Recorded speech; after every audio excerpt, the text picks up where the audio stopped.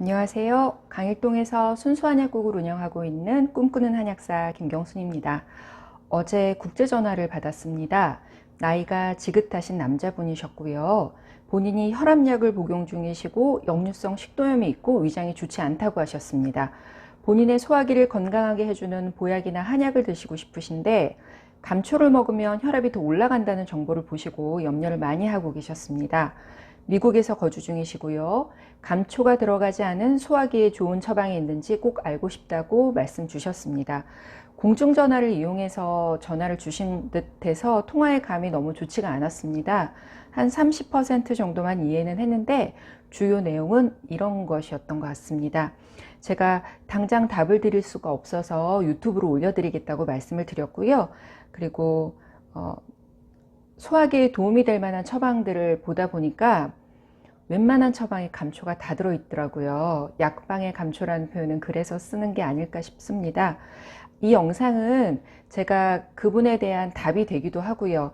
또 한편으로는 평소에 감초를 음식이나 차로 잘 이용하시는 분들, 그리고 감초가 고혈압을 유발하기 때문에 아예 한약 자체를 드시지 않는 분들, 이분들에게 참고가 되실 듯 합니다.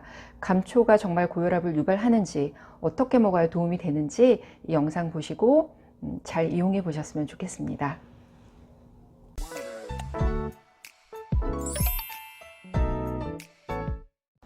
본론부터 말씀드리죠. 감초를 먹고 고혈압이 생길까요? 찾아보시면 자료가 꽤 많습니다. 실제로 캐나다 의학협회 저널을 보시면 고혈압이 있던 84세 노인이 집에서 만든 감초차를 많이 마신 후에 고혈압이 발생했고요. 두통, 흉통, 피로, 하지 부종 등의 증상이 나타났다고 나와 있습니다. 또 중동이나 유럽 일부에서는 감초차가 대중적인 음료로 알려져 있고, 특히 이집트에서는 라마단 기간 동안에 감초 맛이 좀 달고 에너지를 일으키기 때문에 감초차를 드시는 분들이 많다고 합니다. 그래서 그 기간 동안에 고혈압 환자들이 특히 늘어나고 있고요. 우리나라 논문에서도 감초 복용으로 인한 고혈압 발생 기전이라는 자료에 보면 서유럽에서는 감초가 포함된 알코올 음료가 나오고 있는데 그 음료를 하루에 1리터에서 3리터 정도 먹은 후에 근육 쇠약감, 마비, 저칼륨 혈증이 발견되었다고 나와 있습니다. 건강한 사람이 감초를 반복적으로 복용했을 때 고혈압이 발생할 수 있는 확률이 높아진다는 자료와 함께 실려 있었습니다. 또 미국에서는 씹는 담배를 드시는 분들이 많으신데 그 씹는 담배의 향을 내기 위해서 글리시레티딕 애시드라는 걸 첨가하는데 이게 감초 추출물에서 유래된 유효 성분 중에서 항염증 효과가 높다고 알려져 있는 성분 중에 하나입니다. 즉 씹는 담배에 감초를 맛과 향을 위해서 첨가한다는 거죠. 그래서 씹는 담배를 많이 드시는 분과 그렇지 않은 분을 비교했을 때 씹는 담배를 많이 하시는 분들에게서 고혈압이나 저칼륨 혈증이 많이 나타나고 있다는 자료도 있습니다. 위 데이터들을 보면 감초를 복용하고 문제가 생기는 경우는 고혈압이 있는 기저질환 환자시거나 혹은 감초가 포함된 제제들, 감초가 포함된 일상적인 음료, 차나 알코올 음료나 감초가 포함된 담배나 이렇게 장기간으로 반복적으로 드시는 제품을 이용했을 때 고혈압이나 부종 같은 부작용이 일어나게 됩니다. 실제로 혈압약을 드시는 분들이 감초와 함께 드시게 되면 글리시리진 성분이 코티졸 분해를 방해하고 수분 나트륨 배설을 방해해서 고혈압을 올린다고 알려져 있기 때문에 고혈압약 드시는 분들한테는 감초 드실 때 조심하세요라고 여쭤보시고 저희도 약을 지을 때 평소 그분이 어떤 기저질환이 있으신지 어떤 약을 복용하시는지 확인하고 있습니다. 그렇다면 감초를 드신다고 해서 무조건 고혈압이 올라가는 게 아니고 특정량 이상으로 드셨을 때 그리고 특정 질환이 있으실 때는 복용을 주의하셔야 된다는 말이 되겠죠.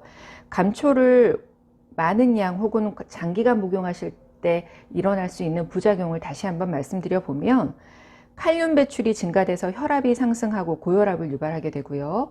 부종이나 구토 증상이 일어나고 또 콩팥이나 신장에 무리를 줄 수 있습니다. 그래서 고혈압 환자, 신장 질환자, 부신피질 호르몬 치료 중이신 분들은 특별히 조심하셔야 됩니다. 감초를 드셨을 때 부작용을 일으키는 특정 성분이 있을까요? 네, 있습니다. 제일 잘 알려진 글리시리진 성분이라는 것 때문인데요.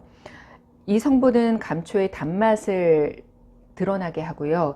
심지어 설탕에 비해서 30배에서 50배 정도 높은 단맛을 가지고 있기 때문에 수정과나 한방음료를 만들 때 설탕 대신 감초를 넣으시거나 풍미를 위해서 또 계피를 넣으시기도 하죠. 그때 감초가 많이 이용이 되기도 합니다.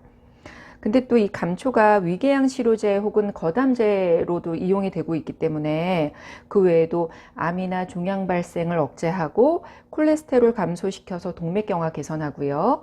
간 보호 효과 등이 알려져 있어서 약용으로도 식품으로도 많이 이용이 되고 있죠. 그만큼 좋은 효과를 많이 가지고 있으니까요.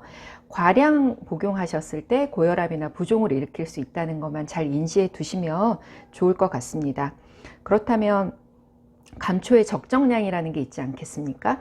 일반 건강한 성인은 일일 섭취량이 kg당 2mg으로 나와 있습니다. 그러니까 50kg의 건강한 성인의 기준으로 봤을 때는 하루 100mg 정도는 괜찮은 거고요. 실제로 WHO에서도 하루 100mg은 적정량이라고 제안을 하고 있습니다. 하루 사용량을 8g 이하로 사용하시면 안전한 약재가 되는데 미리그램 단위로서는 우리가 인지하기 힘드니까 실제로 시장에 가시면 이런 감초를 구하실 수 있잖아요. 이런 식으로 어슷썰기가 되어 있는데 이 하나가 1g 정도라고 인지하시면 됩니다. 그러니까 보통 집에서 감초차를 드실 때 본인이 고혈압이나 뭐 신장질환이 없다는 전제하에 감초차를 드신다면 물 1리터에 이게 8개 들어가면 8g이 되겠죠. 우리가 안전한 양이 하루에 8g이라고 했으니까 많아도 8개 아니면 뭐 5개에서 6개 정도만 넣고 20-30분 끓여서 감초차로 드신다면 원하시는 다른 감초의 효과들을 보실 수 있을 겁니다. 혈압에, 그런데 또 저한테 문의 주신 분은 평소에 고혈압 약을 드시고 계시고 위궤양 치료를 하고 싶고 또 소화기가 좀 평소에 건강하지 않기 때문에 한약으로서 아니면 이런 한약재로서 도움을 받고 싶다고 하셨었거든요. 그분에게는 방법이 없을까? 대안이 있습니다. DGL이라고 하는데요. 이 DGL은 리코리스라고 알려져 있고요. 감초에서 혈압에 관한 부작용을 일으키는 글리시리진을 없앤 식품 같은 겁니다. 인터넷에서 오픈마켓, 쿠팡이나 뭐 이런 데에서 리코리스 혹은 DGL을 찾아보시면 꽤 많은 제품들이 나와 있는 걸로 알고 있습니다. 보통 위가 건강하지 않으시거나 위궤양이 있으신 분들은 어떤 식품으로 대체를 하실 때 뭐 한 달 이 정도 드시지 않잖아요. 꽤 오래 3개월 이상 드시게 되잖아요. 3개월 이상 장기간으로 복용을 하시게 된다고 하면 글리시리진이 제거된 DGL을 이용하시는 것도 하나의 방법이 되지 않을까 싶어요. 이 DGL은 위 건강에 도움을 줄 수 있는 감초 추출물이라고 나와 있고요. 식약처에서는 권장 섭취량을 150mg으로 얘기하고 있습니다. DGL은 유럽이나 캐나다, 남아프리카에서는 위 12지장 궤양의 처방약으로 지금 나오고 있고요. 미국에서는 보충제로 나와 있는 걸로 알고 있습니다. 우리나라에선 따로 리코리스에 대한 제품은 조금씩 출시가 되고 있는 걸로는 알고 있지만 미국 쪽에서 많이 나오는 것으로 인지되고 있습니다. 지금 전화 주신 분이 미국에 거주 중이시니까 혈압 상승에 대한 감초 부작용이 염려되신다면 DGL을 통해서 도움을 받으셔도 될 것 같고요.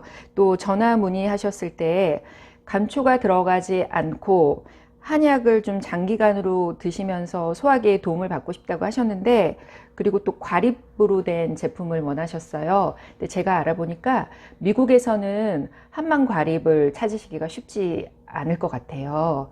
실제로 우리나라에서 수출도 하고 있지만 코로나 때문에 한 몇 년 수출이 안 된 것도 있었고, 또 과립을 취급하시는 데가 많지 않아서 구하기는 쉽지 않으실 것 같고, DGL 같은 보충제를 이용하시거나 아니면 그 현지의 한방 의료기관에 가셔서 본인이 어떤 약을 복용하고 계신지 얘기하시고 상담하시면 본인의 체질과 지금 상황에 맞는 적절한 약을 처방해 주실 것 같습니다. 너무 염려하지 않으셔도 될 것 같아요. 웬만한 한약에 감초가 들어가긴 하지만 고혈압 약을 복용하시는 분이라고 하면 감초 대신 다른 걸 대체해서 넣어 주시거나 혹은 감초를 빼서 한약을 넣어 주실 거기 때문에 너무 그렇게 염려하지 않으셔도 본인의 소화기 건강 그리고 위궤양에 도움될 수 있는 좋은 처방 받으실 수 있을 것 같습니다.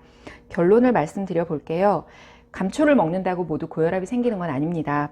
감초를 통해서 얻을 수 있는 효과들이 워낙 많다 보니까 네덜란드에서는 감초 사탕도 나오고 있다고 하고 감초를 통해서 여러 제재들이 계속 나오고 있는 것 같은데요. 평소에 본인이 고혈압 환자시거나 부종이 좀 심하시다거나 신장에 관한 치료를 받고 계신 분이 아니시라면 장기간 과량 섭취만 아니라면 적정량을 드신다면 감초를 통해서 건강 개선에 많은 도움을 받으실 수 있을 것 같습니다. 제가 그 DGL에 관해서 참고로 하나만 더 말씀드리면 DGL이 위궤양이나 위염에 효과가 있다라는 말도 있고요. 없다라는 말도 있습니다. 혹은 기능성 위장 장애라고 해서 잘 체하고 가스가 잘 찰 때만 효과가 있다. 또 이런 말들이 있더라고요. DGL 자체가 그 제품이 나온 지가 오래되지 않았기 때문에 자료들이 점점 있다 없다 점점 자료들이 나오고 있는 것 같은데 어떤 자료적인 정리, 데이터가 충분히 쌓이지는 않은 것 같습니다. 하지만 위궤양이나 위염에 효과가 있다 없다 여러 말들 중에서도 감초 자체가 가지고 있는 소화기에 도움이 되고 해독 효과가 있고 감초 자체에 가지고 있는 효과가 있다 보니까 꼭 위궤양이 아니더라도 소화기 건강에 분명히 도움이 될 수 있고 글리시리진이 제거된 DGL을 통해서라면 적어도 부작용에 대해서는 염려하지 않으셔도 될 것 같습니다. 멀리서 전화 주셨는데 또 많은 말씀해 주셨는데 제가 정확하게 다 알아듣지 못해서 또 충분한 답을 드리지 못해서 죄송했고요. 그래도 이 영상이 전화 주신 분에게 조금이라도 도움이 되고 또 감초를 어떻게 이용하면 더 좋을지 혹시라도 관심 있으셨던 분들에게 도움이 되시길 바랍니다. 이번 주도 건강하시고 무탈하시기 바랍니다. 고맙습니다.